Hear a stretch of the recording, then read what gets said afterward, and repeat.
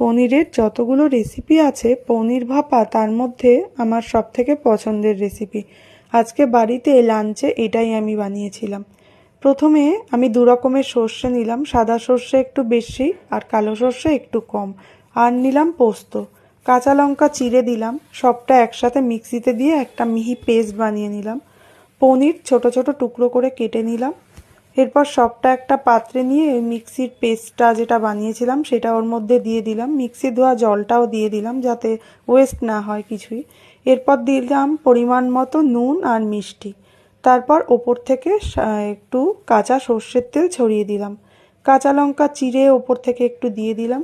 আর দিলাম সাদা তিল বাটা, যেহেতু কাজু ছিল না, কাজু বাটা দিলে ভালো হতো, তো তার জায়গায় আমি সাদা তিল বাটাটা ব্যবহার করলাম।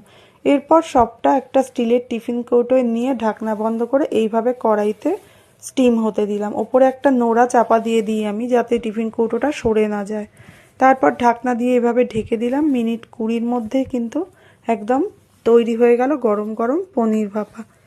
এই রেসিপিটা ভাত হোক বা রুটি বা পরোটা যাই হোক তার সাথেই কিন্তু ভীষণ ভালো লাগে।